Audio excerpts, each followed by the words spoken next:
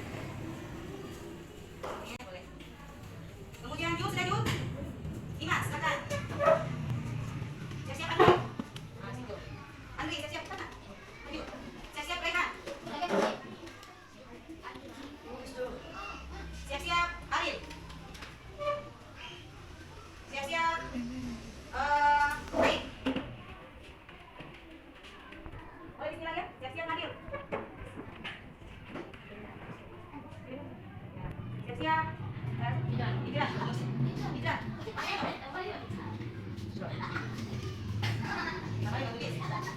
Kemudian kau tulis lagi. Apa yang kau tulis? Coba tulis ulang lagi. Mana lagi? Perbaginya.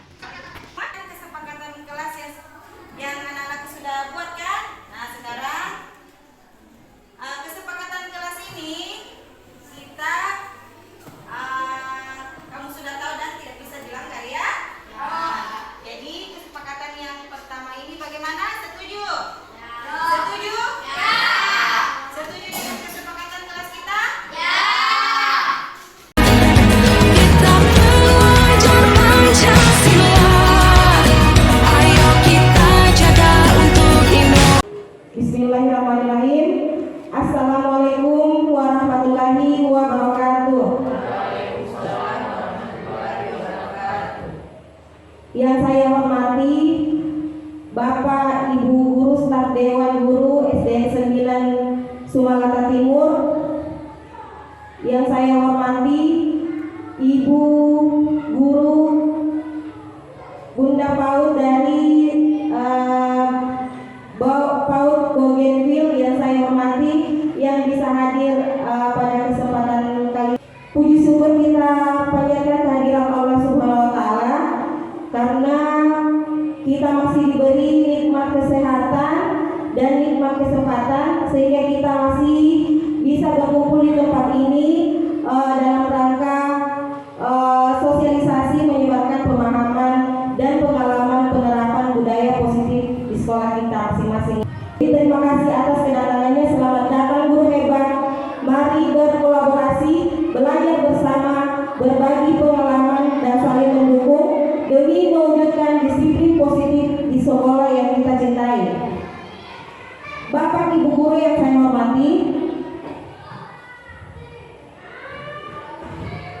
nah kita lihat gambar di atas ya.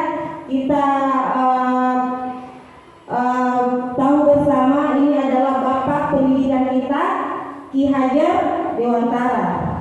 Jadi menurut Ki Hajar Dewantara bahwa pendidikan itu menuntun terhadap segala kekuatan kodrat yang dimiliki anak agar ia mampu mencapai keselamatan dan kebahagiaan yang setinggi-tingginya baik sebagai manusia maupun sebagai anggota masyarakat. Jadi kita sebagai guru itu adalah menuntun. Jadi anak itu sudah mempunyai kodrat masing-masing. Jadi kodrat itu kita tidak bisa rubah, tetapi lakunya yang kita bisa rubah. Jadi anak-anak itu tumbuhnya anak itu terletak di luar kecakapan atau kehendak kita sebagai kaum pendidik. Jadi anak-anak ini sebagai makhluk manusia dan benda hidup sehingga mereka hidup dan tumbuh menurut kodratnya sendiri. Jadi kita sebagai pendidik hanya bisa menuntun. Jadi kenapa saya tampilkan gambar seorang petani? Jadi dalam hakikatnya itu, jadi petani itu sama kewajibannya dengan seorang pendidik. Jadi petani itu, misalnya petani padi ya, petani padi itu untuk menghasilkan padi yang bagus akan merawat padinya, akan memberi pupuk supaya subur. Ya, jadi sama juga dengan kita sebagai guru ya. Jadi guru itu sama seperti petani. Jadi anak-anak itu ada kodratnya. Kita sebagai guru yang merubah perilaku mereka. Di petani itu memperbaiki keadaan padi yang ditanam, bahkan ia dapat juga menghasilkan tanaman padi itu lebih besar daripada tanaman yang tidak dipelihara. Tetapi tidak bisa mengganti kodrat padi itu menjadi jagung. Jadi sama seperti kita sebagai pendidik ya, kita misalnya mendidik anak itu, misalnya dia minatnya di musik, tidak mungkin kita merubah minatnya sebagai olahragawan. Jadi kita harus sesuaikan dengan minat atau karakteristik anak tersebut. Jadi tugas kita sebagai pendidik adalah menuntunnya, merubah perilakunya. Jadi anak-anak itu pengaruhnya banyak dari luar. Jadi banyak bisa dari keluarga, bisa juga dari masyarakat. Jadi misalnya anak-anak itu sampai di sekolah duduk tidak terlalu, misalnya tidak terlalu sopan, dia mau angkat kakinya ke atas. Jadi kita sebagai guru di sekolah yang harus menuntunnya bagaimana anak itu bisa duduk dengan rapi, bisa sopan, tidak sesuai dengan pengaruh-pengaruh dari luar. Pengaruh-pengaruh dari luar itu sampai di sekolah kita harus rubah supaya kita bisa merubah lakunya, bukan mengubah dasar anak tersebut. Kan sudah kurikulum merdeka, mungkin PAUD juga ya, sekolah-sekolah lain mungkin misalnya tahun depan sudah menerapkan kurikulum merdeka. Kita akan memberikan pembelajaran berdiferensiasi kepada anak-anak sesuai dengan bakat dan minat masing-masing ya. Nah, selanjutnya konsep utama modul budaya positif. Nah, yang pertama adalah perubahan paradigma belajar. Kemudian kedua, disiplin positif. Ketiga, kebutuhan dasar manusia. Keempat, motivasi perilaku manusia. Yang kelima, posisi kontrol restitusi. Keenam, keyakinan kelas. Dan ketujuh, segitiga restitusi. Sekarang pembelajaran dengan paradigma baru. Jadi pembelajaran dengan paradigma baru ini dirancang berdasarkan prinsip pembelajaran yang terdiferensiasi, sehingga setiap siswa belajar dari kebutuhan tahap perkembangannya untuk mewujudkan profil pelajar Pancasila. Jadi ada 6 profil pelajar Pancasila pada kurikulum merdeka ya.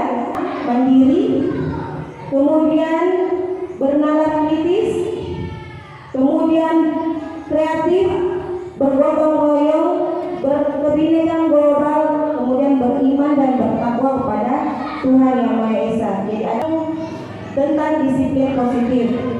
Jadi dalam budaya kita, makna disiplin itu dimaknai menjadi sesuatu yang dilakukan seseorang pada orang lain untuk mendapatkan kepatuhan. Kita cenderung menghubungkan kata disiplin dengan ketidaknyamanan. Kemudian disiplin positif itu merupakan salah satu cara penerapan disiplin yang bertujuan untuk menumbuhkan kesadaran serta memberdayakan anak untuk melakukan sesuatu tanpa sogokan, ancaman maupun hukuman. Jadi itu disiplin positif. Jadi bukan mendisiplinkan anak bukan karena disogok, bukan karena diberikan iming-iming hadiah, maupun karena mereka takut karena dihukum. Jadi mereka disiplin atas dasar motivasi dari dalam diri sendiri, bukan paksaan dari luar.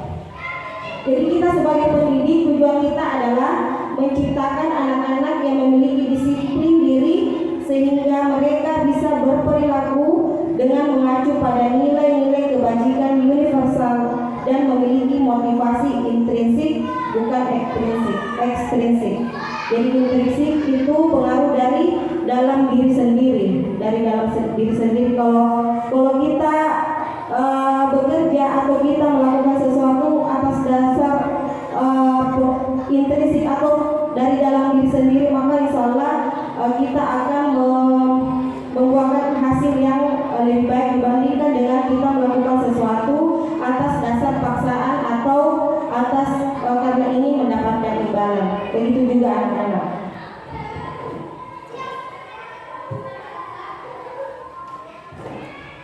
Nah, sekarang ada beberapa macam kebutuhan dasar manusia. Jadi ada kebutuhan dasar manusia itu ada 5 ya. Yang pertama, bertahan hidup, kemudian kasih sayang dan rasa diterima, kemudian penguasaan, kebebasan dan kesenangan. Mengapa manusia bisa bertahan hidup? Mengapa manusia memiliki kebutuhan? Karena mereka ingin bertahan hidup. Sama seperti kita ya, kita memiliki kebutuhan dasar karena kita ingin bertahan hidup. Sama juga dengan anak-anak, mereka memiliki kebutuhan ingin dicintai, kemudian ingin disayangi oleh orang tua dan guru-guru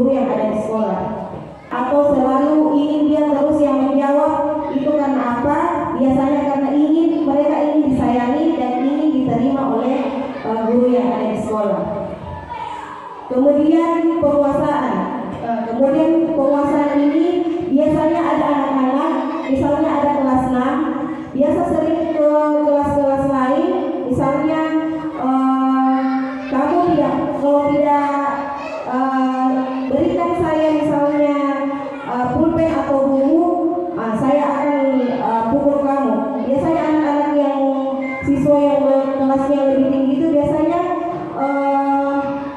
memberikan penguasaan kepada anak-anak atau teman-teman lainnya yang di bawah kelas. Jadi itu merupakan sikap penguasaan. Kemudian kebebasan. Kebebasan ini biasanya anak-anak itu di dalam kelas ingin bebas. Misalnya bukan cuma ingin belajar di dalam kelas, tetapi mereka ingin bebas belajar di luar kelas untuk mengapresiasikan minat dan bakatnya di luar kelas. Jadi bukan cuma di dalam kelas diberikan kebebasan juga di luar kelas untuk mendapatkan pelajaran. Kemudian kesenangan. Jadi anak-anak juga berhak untuk menerima kesenangan, mendapatkan kesenangan baik di sekolah maupun di rumah. Ada beberapa macam motivasi perilaku manusia ya. Jadi motivasi ini merupakan dorongan yang timbul pada diri seseorang secara sadar atau tidak sadar untuk melakukan sesuatu tindakan dengan tujuan tertentu. Jadi ini dorongan, jadi motivasi itu dorongan yang timbul dari diri seseorang, baik itu secara sadar maupun tidak sadar. Jadi dalam motivasi ini ada tiga. Yang pertama, menghindari ketidaknyamanan dan hukuman. Jadi dalam menghindari ketidaknyamanan dan hukuman ini, murid melakukan disiplin diri karena ia takut dihukum. Jadi ini merupakan motivasi ekstrinsik. Sama seperti diberikan tugas, mereka misalnya diberikan PR, kemudian mereka bawa ke rumah PR-nya, tiba-tiba di rumah dia tidak kerja PR-nya, sampai di sekolah dia bawa karena dia takut dihukum, maka dia cepat-cepat biar segala cara yang dia tempuh, misalnya menyontek teman yang lainnya agar PR-nya itu bisa selesai. Karena apa? Karena mereka takut dihukum. Jadi itu merupakan motivasi ekstrinsik yang kita harus cegah, yang kita harus hindari kepada anak-anak. Jadi dia menyelesaikan pekerjaannya karena takut dihukum. Jadi kita harus tanamkan kepada anak-anak bahwa melakukan sesuatu atau mengerjakan PR-nya itu merupakan tanggung jawabnya, bukan karena takut karena ini dihukum oleh guru. Jadi itu kita harus tanamkan kepada anak didik kita. Jangan karena mereka cuma takut dihukum. Kemudian yang kedua adalah mendapatkan imbalan atau penghargaan dari orang lain. Jadi ini juga biasanya siswa kelas rendah itu biasanya anak-anak itu rajin bekerja atau rajin mengerjakan tugas karena biasanya diiring-iringkan oleh guru. Misalnya saya akan memberikan bintang pada anak-anak atau siswa-siswa yang misalnya berhasil menjawab pertanyaan yang ibu berikan. Itu merupakan motivasi jangka pendek ya. Kalau kita cuma mengiming-imingkan kepada siswa cuma karena akan diberikan hadiah atau diberikan bintang. Jadi kita harus menghindari motivasi seperti itu ya, karena hanya mendapatkan imbalan atau penghargaan dari orang lain. Kemudian ketiga, menghargai nilai-nilai kebajikan diri sendiri. Nah ini dia yang kita harus terapkan kepada anak-anak. Jadi murid itu melakukan disiplin diri karena sadar akan nilai kebajikan dirinya. Jadi kita harus menyadarkan bahwa karena mengerjakan tugas yang diberikan oleh guru itu merupakan tanggung jawab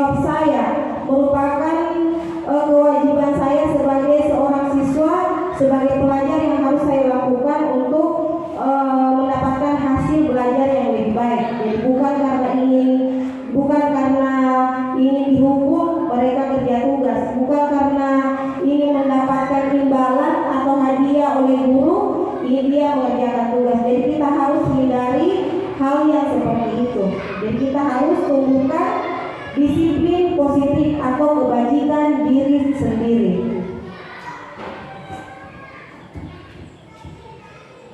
Disiplin dengan identitas gagal. Nah, ini ada konsep disiplin. Ini yang harus kita hindari ya.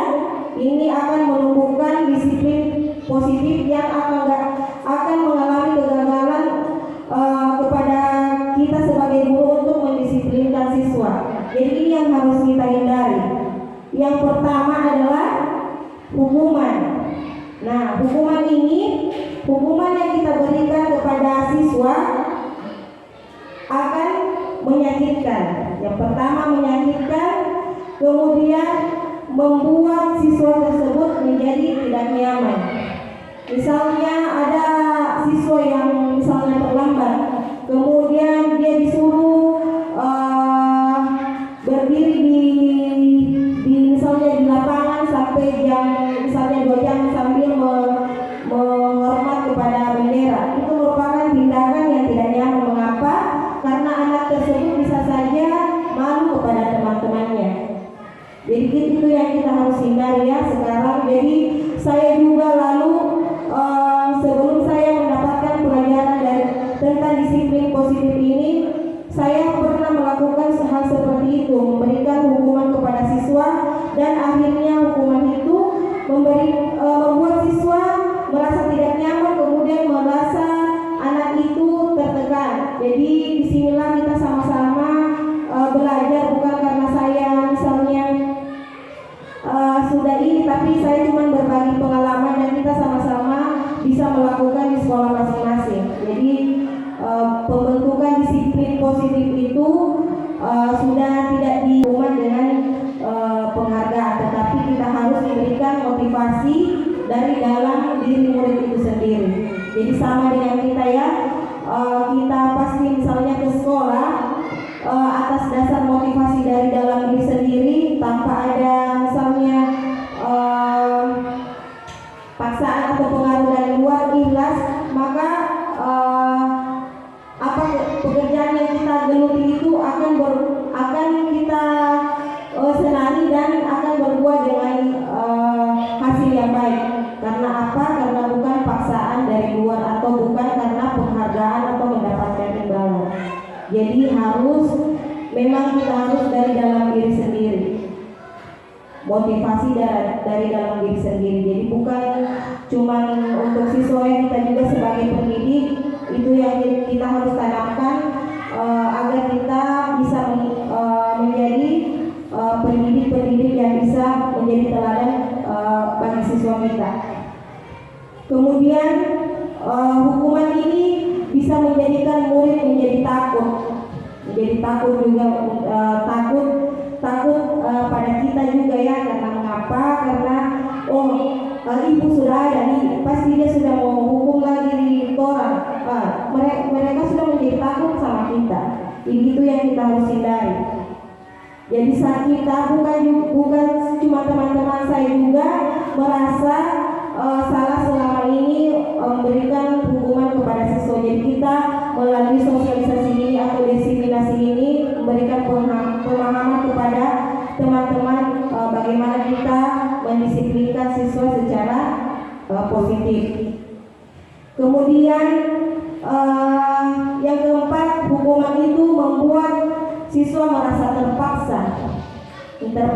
Misalnya besok kalau tugasmu tidak selesai, saya akan misalnya kasih berdiri di depan.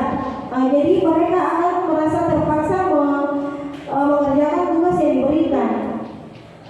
Jadi kita jangan membelajarkan anak atau memberikan pelajaran kepada anak atau mereka bekerja karena terpaksa. Kemudian murid menyembunyikan kesalahannya karena dihukum. Karena biasanya kalau dihukum mereka misalnya biar sudah ditanya siapa yang melakukan ini atau kenapa kamu tidak bawa tugasmu. Mereka bilang saya sudah selesai di rumah, tetapi saya lupa. Padahal PR-nya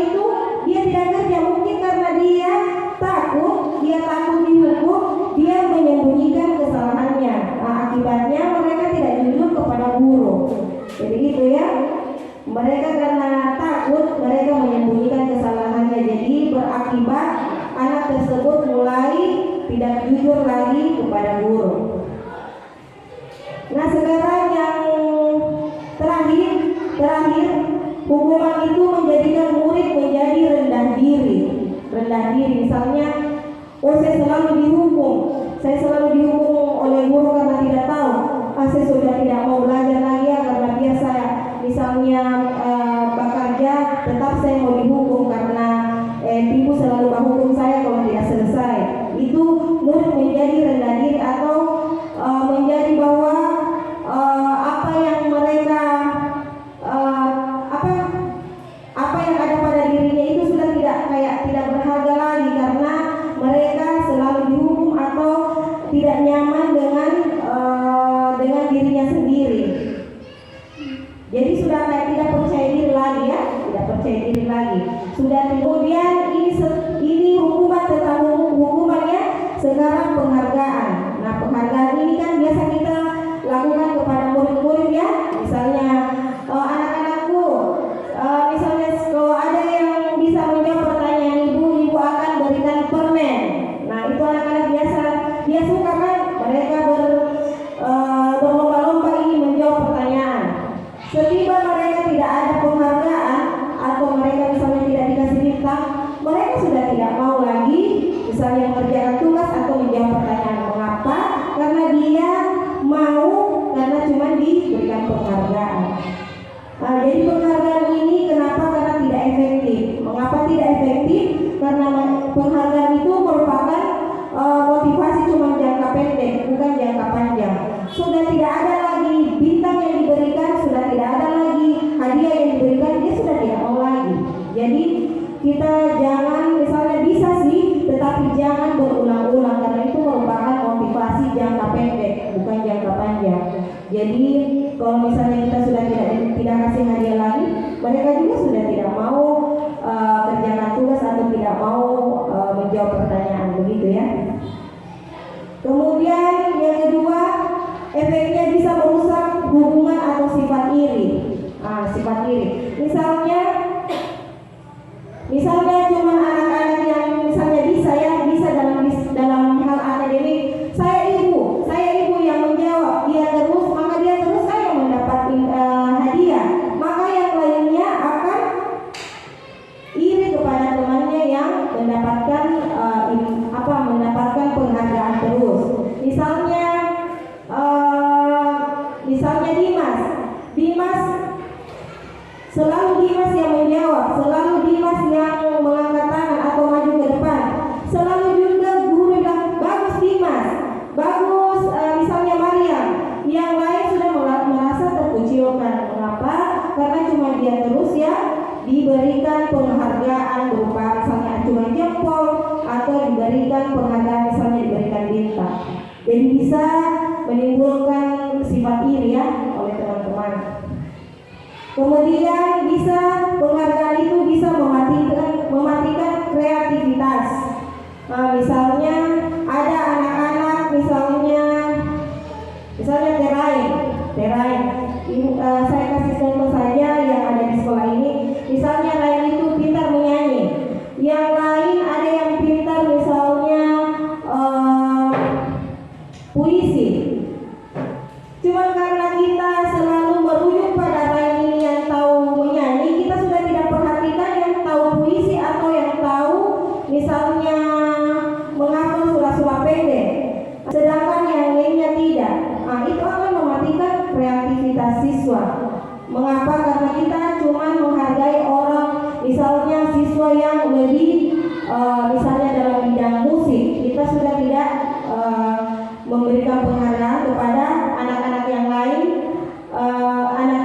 yang memiliki bakat dan minat yang berbeda dengan anak lainnya. Jadi setiap anak itu unik, tidak sama semuanya. Jadi kita tidak bisa memandang anak itu dalam bidang akademiknya saja ya. Misalnya, dia yang paling pintar karena dia yang paling tinggi nilainya. Tidak, sekarang bukan begitu. Sekarang kita lihat anak-anak itu dari di mana minatnya, bagaimana karakternya. Jadi setiap anak mempunyai kelebihan dan kekurangan masing-masing. Kemudian menghukum dengan sistem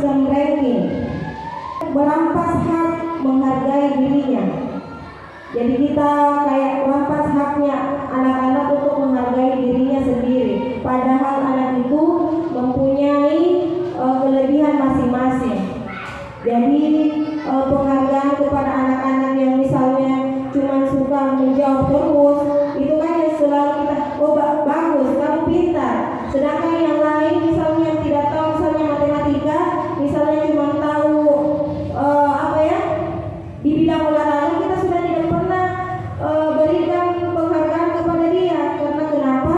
Kita cuma memberikan penghargaan kepada anak yang pintar dalam bidang akademik. Akibatnya kenapa? Kita sudah merampas hak untuk menghargai diri anak tersebut. Jadi sekarang sudah bukan lagi kita hargai anak-anak itu bukan dari masalah akademiknya ya, karena nilainya yang paling tinggi, tetapi kita lihat dari karakter anak tersebut. Apakah anak tersebut sukanya apa? Sukanya menyanyi, sukanya olahraga. Karena sekarang itu sama dengan orang tua zaman dulu ya. Misalnya nanti jadi PNS anaknya dia bilang sukses. Padahal sekarang itu pengusaha misalnya seniman, kemudian olahragawan lebih misalnya sukses daripada jadi PNS ya. Jadi sudah salah kaprah kita. Itu pendidikan zaman dulu. Kita cuma menganggap anak-anak itu berhasil jika jadi PNS. Tetapi sekarang sudah bukan. Mengapa sekarang diterapkan kurikulum merdeka ini? Karena kita bisa mengembangkan bakat dan minat siswa. Jadi bukan cuma jadi kamu harus jadi polisi, kamu jadi harus PNS, tetapi bisa jadi seniman, bisa jadi olahragawan yang kita bisa kembangkan melalui sekolah kita masing-masing. Nah, sekarang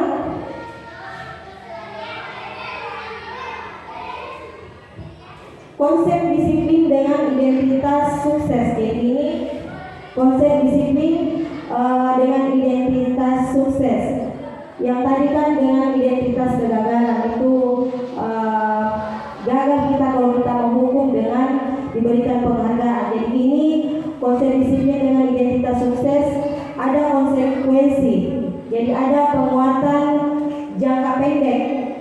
Kemudian perlu monitoring berkelanjutan, perlu stimulus respon, murid menghormati peraturan, dan murid kehilangan waktu untuk merenungi kesalahan. Jadi kalau misalnya anak-anak itu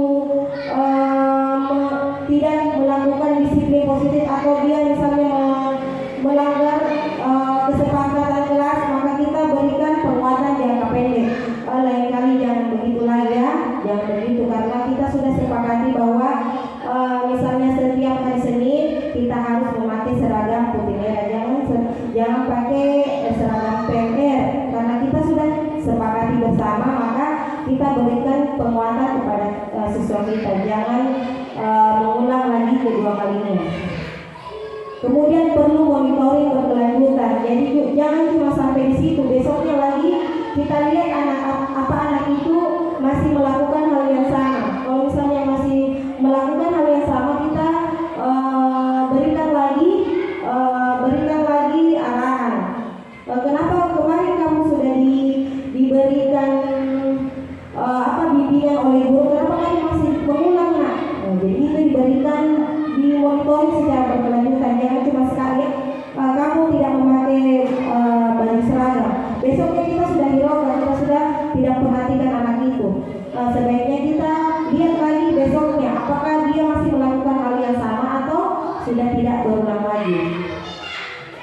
Nah, sekarang stimulus respon itu kita memberikan umpan, mereka yang berikan balikan. Jadi misalnya kita jangan melakukan seperti itu, anak itu akan memberikan respon juga karena kita mengingatkan secara terus menerus.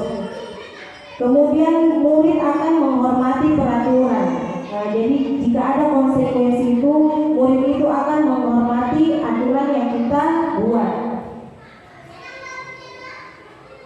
Kemudian untuk restitusi. Nah, restitusi ini yang perlu kita terapkan ya. Kita terapkan. Namanya segitiga restitusi. Ada di platform Merdeka Mengajar itu. Ada segitiga restitusi. Bagaimana caranya? restitusi ini murid akan bertanggung jawab atas perilakunya. Jadi apa yang dia lakukan itu akan dia bertanggung jawabkan. Kenapa? Karena sebelum kita melakukan suatu kesepakatan kelas, kita harus sama-sama dengan siswa memberikan pertanyaan apakah yang harus kamu lakukan di kelas. Misalnya, saya akan mengangkat tangan, Bu, kalau saya akan menjawab pertanyaan. Nah, itu kesepakatan kelas itu. Jadi anak-anak itu tahu aturan di kelas. Jadi misalnya kalau dia mau menjawab, dia sudah tahu aturan bahwa kalau saya akan menjawab pertanyaan, saya harus angkat tangan dulu. Karena mereka tahu kesepakatan kelas yang sudah dibuat oleh guru dan siswa. Jadi dia tahu. Kemudian dua, fokus pada pemecahan masalah jangka panjang. Jadi sama seperti tadi. Jadi kalau melakukan penerapan konsep disiplin positif secara dengan segitiga restitusi, itu pemecahan masalahnya secara jangka panjang. Jadi mereka tahu apa yang siswa harus lakukan, kemudian dia tahu konsekuensi yang dia ingin dapatkan jika dia melanggar aturan. Misalnya dia sudah melakukan kesepakatan kelas dengan gurunya. Misalnya ini kelas 6 sudah melakukan kesepakatan kelas, ini kesepakatan kelasnya kelas 6, datang ke kelas tepat waktu. Jadi anak-anak itu sudah tahu datang ke kelas tepat waktu. Jadi misalnya ada anak-anak yang terlambat, mereka sudah tahu konsekuensinya apa. Karena mengapa? Mereka yang membuat sendiri kesepakatan kelas. Jadi kesepakatan itu bukan kita sendiri yang buat, ya, kita harus buat dengan siswa. Jadi dia kemudian jaga kebersihan ruangan. Jadi mereka kalau sudah buang sampah, berarti ada konsekuensi. Dia tahu apa yang harus dia lakukan karena dia sudah tahu kesepakatan kelas yang sudah mereka buat. Kemudian murid bisa menghormati dirinya dan orang lain. Karena restitusi ini membuat siswa merasa menghormati dirinya sendiri. Mengapa? Karena mereka tahu apa yang harus mereka lakukan dan mereka tahu apa yang konsekuensi apa yang akan diterima jika dia berbuat kesalahan. Bukan merasa terpaksa. Jadi dia merasa bersemangat sendiri untuk memperbaiki kesalahan. Dan pasti teman-teman bertanya, apa itu restitusi? Jadi konsep disiplin pendekatan restitusi ini, saya kira teman-teman yang sudah membuka platform Merdeka Mengajar, ada segitiga restitusi pada platform Merdeka Mengajar. Jadi segitiga pendekatan restitusi ini merupakan sebuah cara menanamkan disiplin positif pada murid. Itu adalah cara yang sekarang yang paling ditekankan oleh kita untuk mendisiplinkan murid. Apa itu restitusi? Jadi restitusi itu adalah proses menciptakan kondisi bagi murid untuk memperbaiki kesalahan mereka sehingga mereka bisa kembali pada kelompok mereka dengan karakter yang lebih kuat. Jadi dengan restitusi ini anak-anak bisa memperbaiki kesalahan mereka dan dia bisa berbuat lebih baik lagi dari sebelumnya. Itu restitusi. Kemudian ciri-ciri restitusi. Ciri-cirinya yaitu bukan menebus kesalahan, namun belajar dari kesalahan. Jadi bukan menebus kesalahan seperti yang tadi itu kita hukum, tetapi mereka belajar dari kesalahan. Belajar dari kesalahan. Kemudian bisa memperbaiki hubungan.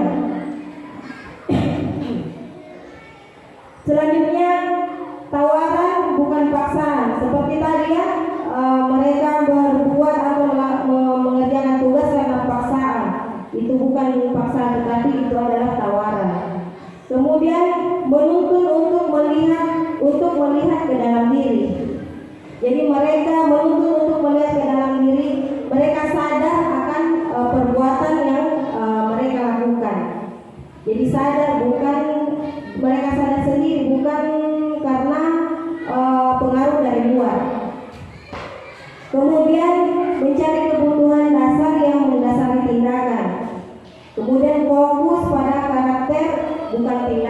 Jadi ini fokus pada perubahan karakter yang positif, bukan pada tindakannya. Siswa sering tidak mengerjakan PR. Ini perbedaannya ya. Kalau hukuman, guru menghukum siswa tersebut hormat bendera selama 10 menit. Ini misalnya kalau kita hukum siswa ya, menghukum siswa menghormati bendera selama 10 menit. Kemudian guru marah dan murid menjadi takut. Nah, ini perbedaan antara hukuman, konsekuensi dan restitusi. Ini kalau hukuman. Bagaimana kalau restitusi? Kalau restitusi, guru memberikan konsekuensi dengan mengerjakan PR-nya saat istirahat atau dikerjakan sebanyak 3 kali lipat. Itu konsekuensi. Jadi kalau misalnya anak tidak mengerjakan PR, kalau dalam bentuk konsekuensi, anak tersebut diberikan tugas 3 kali lipat lagi dari PR yang diberikan. Jadi tidak bisa seperti itu ya. Nah, itu merupakan konsekuensi. Jadi ini perbedaannya. Kemudian guru tegas dan siswa menghormati peraturan. Kemudian bagaimana kalau restitusi? Nah, ini yang dianjurkan, restitusi. Kalau restitusi, guru menanyakan keyakinan kelas. Nah, bagaimana keyakinan kelas kita, nak? Apa yang bagaimana kalau kita tidak mengerjakan PR? Nah, mereka kan tahu.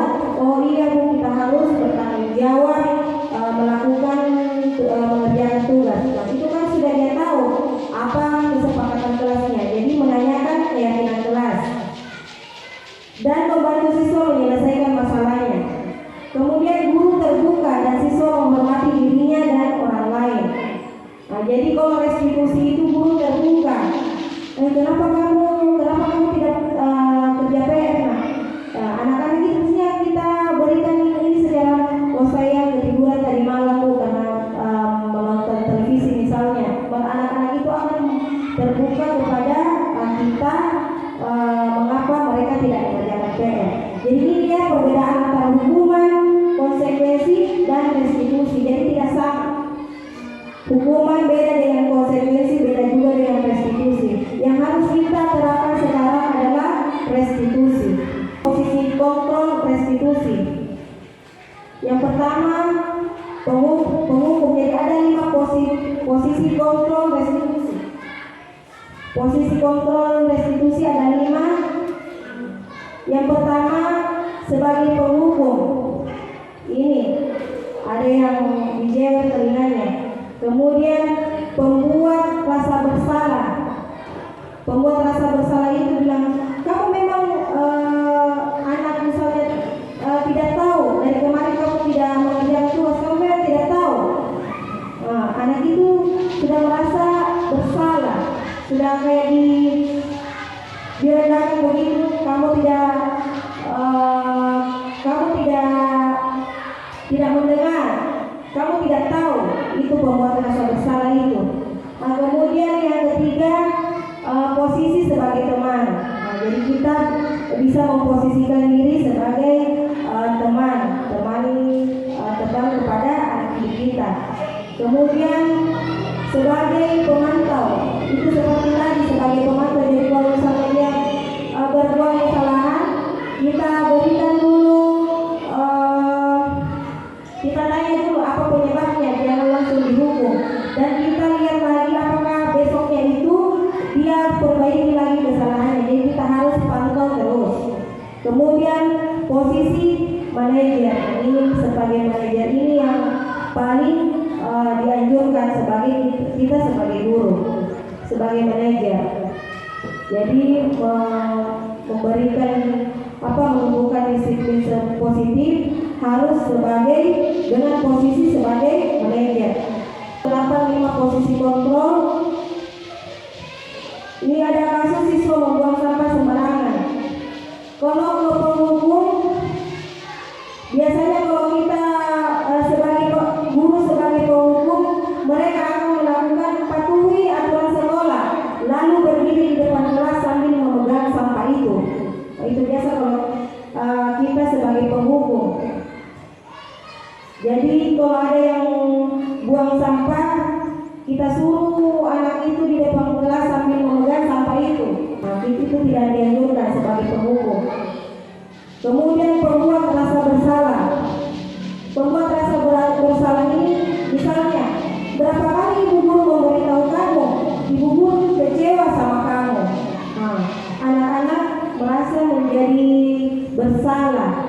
Mereka merasa bahwa mereka itu tidak dianggap oleh guru. Karena apa? Ibu guru sudah memberikan perkataan, ibu guru kecewa sama kamu. Nah, itu kalau ada anak-anak yang membuang sampah tidak pada tempatnya. Kemudian bagaimana kalau guru sebagai teman? Nah, kalau sebagai teman, bagaimana apa yang dilakukan? Ayolah jaga kebersihan, buat ibu gurunya bangga. Kali ini tidak apa-apa kamu salah. Itu kalau guru sebagai penerapan posisi kontrol sebagai teman. Jadi ini perbedaannya ya. Kemudian bagaimana kalau pemantau? Kamu sudah melanggar, apa peraturan dan konsekuensinya? Itu sebagai pemantau. Kemudian bagaimana kalau sebagai manajer? Nah, kalau sebagai manajer, ini yang harus kita lakukan. Apakah kamu tahu kesalahanmu? Kira-kira bagaimana kamu akan memperbaiki kesalahan ini? Nah, jadi kita tanya, apa kesalahanmu nak? Mereka kan sudah buang sampah sembarangan. Apa kesalahanmu? Nah, anak-anak pasti akan jawab, saya membuang sampah sembarangan, Bu. Nah, bagaimana caramu agar kesalahanmu itu bisa diperbaiki? Pasti anak-anak akan menjawab, saya tidak akan membuang sampah lagi, Bu, di sembarang tempat. Nah, itu jadi harus kita tumbuhkan di dalam diri anak itu. Jadi yang paling ditekankan itu adalah posisi kontrol sebagai manajer ya, yang manajer yang harus kita tekankan. Dalam mengapa keyakinan kelas, mengapa bukan peraturan kelas saja? Yang biasa kita dengarkan cuma peraturan kelas loh, peraturan kelas. Apa-apa saja peraturan kelas kita.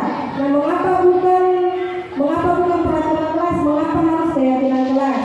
Nah, mengapa kita memiliki peraturan tentang penggunaan helm pada saat mengendarai kendaraan roda 2 atau motor? Nah, mengapa kita memiliki peraturan tentang penggunaan masker dan mencuci tangan setiap hari? Nah, itu mengapa keyakinan bukan peraturan? Nah, mengapa? Karena itu merupakan keselamatan dan untuk kesehatan kita sendiri.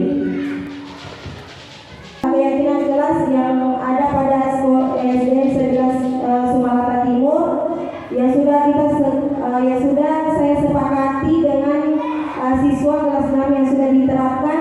Yang pertama adalah disiplin waktu. Ini kesepakatan kelas, anak-anak sudah tahu ya. Anak-anak di sini sudah tahu karena kita sudah sepakati bersama. Bukan jadi kesepakatan kelas itu atau keyakinan kelas bukan kita yang membuat sendiri, tetapi kita harus sama-sama dengan siswa menyepakatinya.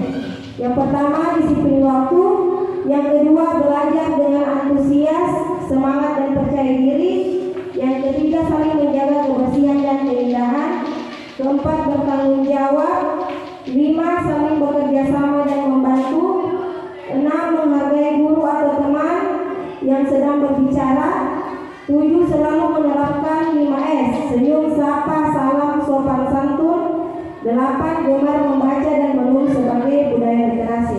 Jadi ini adalah keyakinan kelas yang sudah diterapkan oleh SDN 11 Sumatera Timur. Nah, bagaimana sama dengan misalnya Ibu Bunda PAUD, bagaimana kita membentuk keyakinan kelas?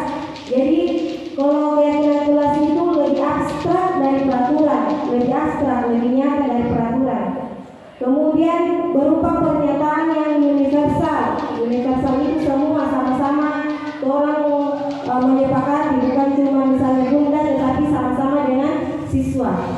Kemudian dibuat dalam bentuk positif. Misalnya tadi itu, misalnya disiplin, kemudian bertanggung jawab, dibuat dalam bentuk positif. Kemudian sedikit saja agar mudah diingat, jangan terlalu panjang-panjang kalimatnya, ya, kalau buat kesepakatan kelas. Kemudian sesuai dengan kondisi sekolah agar mudah diterapkan.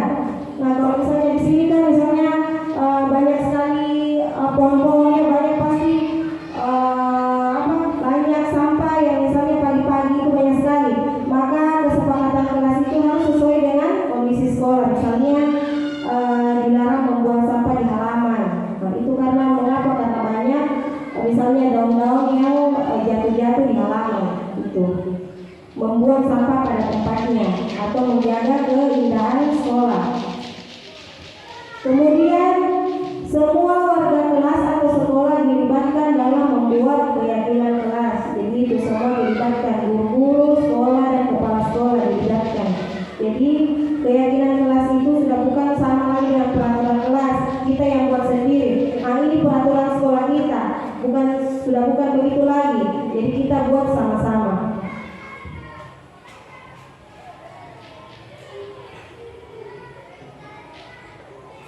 Nah, ini dia segitiga restitusi. Segitiga restitusi ini mengapa di apa-apa saja yang ada pada segitiga restitusi? Yang pertama adalah menstabilkan identitas. Nah, jadi kita semua akan melakukan hal yang terbaik yang bisa kita lakukan. Yang kedua adalah validasi tindakan yang salah. Menstabilkan identitas, kemudian memvalidasi tindakan yang salah, dan menanyakan keyakinan kelas. Jadi ini ada contoh yang akan saya tampilkan ya.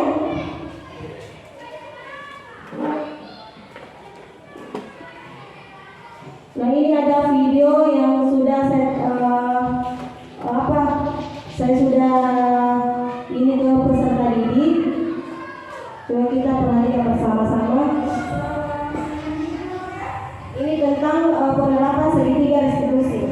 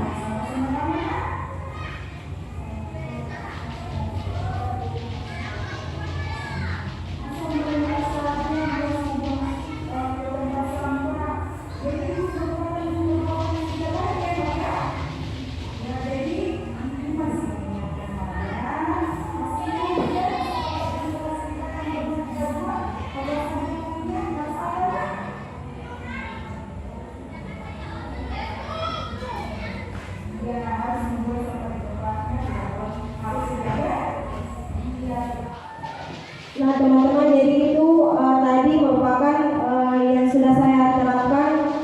Saya sudah video anak-anak tentang penerapan segitiga restitusi. Jadi Mariam ini lalu membuang sampah sembarangan, kemudian saya panggil, kemudian saya tanyakan mengapa Mariam membuang sampah sembarangan. Nah, mereka menjawab. Kemudian kamu tahu Mariam apa keyakinan kelas kita? Nah, karena Mariam sudah tahu keyakinan kelas kita atau kesepakatan kelas kita tidak membuang sampah sembarangan. Jadi mereka sudah tahu. Jadi kita yakinkan kepada anak-anak tersebut bahwa keyakinan kelas yang kita sudah buat, jika misalnya dilanggar, kita sendiri yang akan mendapatkan, misalnya sudah tahu konsekuensinya. Jadi secara tidak langsung mereka akan sadar dan memberikan motivasi intrinsik kepada siswa itu sendiri. Terakhir, jadi dalam penerapan program disiplin positif ini, hendaknya guru memiliki standar kepribadian, profesional, dan sosial baik, di mana guru mampu berefleksi pada posisi kontrolnya saat ini, bagaimana perjalanan dirinya sebagai AMO atau posisi manajer yang menuntun murid-murid menjadi insan yang mandiri, merdeka, dan bertanggung jawab. Nah, semoga sesi belajar kita hari ini membawa manfaat sehingga dapat mewujudkan profil pelajar Pancasila. Salam merdeka belajar. Kemudian teman-teman, selanjutnya saya ingin memberikan sesi untuk tanya jawab, memberikan kesempatan kepada guru untuk mengajukan pertanyaan jika siapa Pak?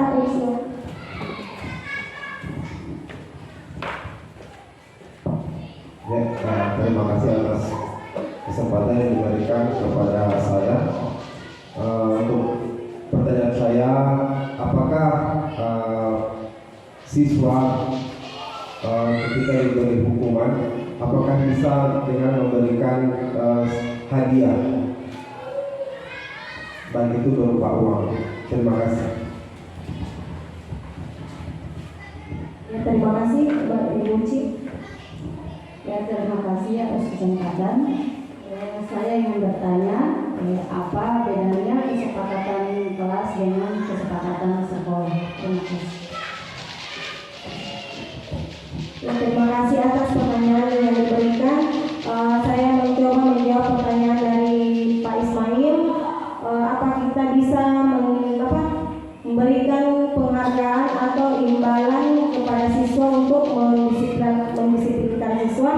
Nah, seperti yang saya jelaskan tadi, penghargaan itu atau dalam bentuk imbalan itu merupakan motivasi jangka pendek, ya, jangka pendek. Jadi kalau misalnya kita memberikan suatu penghargaan kepada siswa atau imbalan, misalnya kerjakan itu atau jawab pertanyaan ibu seperti yang saya jelaskan tadi.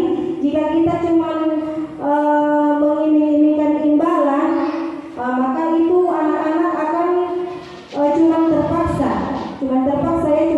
melakukan sesuatu.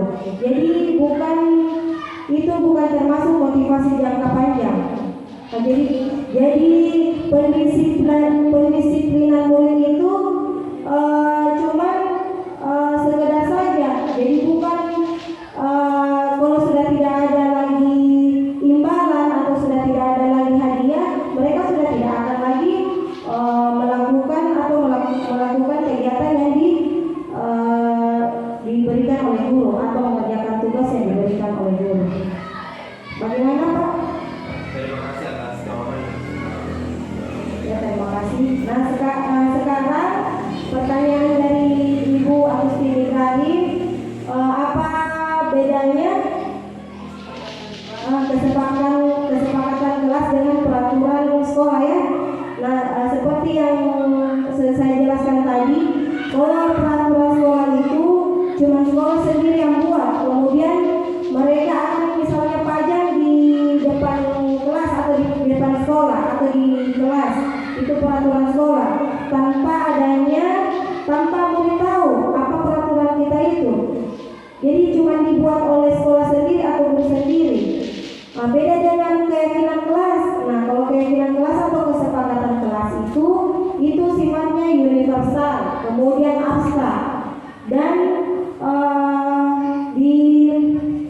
dilakukan atau disepakati oleh seluruh warga sekolah. Jadi murid tahu, kemudian guru tahu, dan kepala sekolah tahu. Jadi kesepakatan itu dibuat oleh murid, dibuat oleh guru dan sekolah. Jadi mereka masing-masing tahu. Jadi kalau ada misalnya yang dilanggar, dia sudah tahu apa yang kesepakatan apa yang dilanggar itu. Mungkin seperti itu, ya, Ibu Ci. Ya, terima kasih banyak. Bapak Ibu guru yang saya hormati, terima kasih atas kesempatan kali ini, atas diseminasi yang sudah saya jelaskan tentang budaya positif. Mudah-mudahan budaya positif ini bisa kita diterapkan di sekolah, kemudian di sekolah teman-teman juga, di sekolah teman-teman. Insya Allah bisa membuahkan pengembangan karakter atau mendisiplinkan siswa secara baik dan termotivasi dari dalam diri sendiri, bukan dari luar. Terima kasih Bapak Ibu guru atas kesempatan yang diberikan. Mudah-mudahan sekali ini bermanfaat bagi kita semua. Saya tutup dengan mengucapkan wassalamualaikum warahmatullahi wabarakatuh.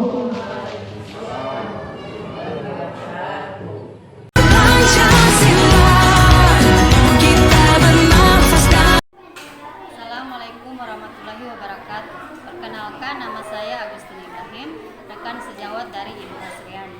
Setelah mengikuti diseminasi yang dibawakan oleh Ibu Hasriani tentang disiplin positif, saya akan membuat kesepakatan kelas dan membangun karakter siswa menjadi lebih baik dengan menanamkan motivasi intrinsik. Terima kasih. Assalamualaikum warahmatullahi wabarakatuh.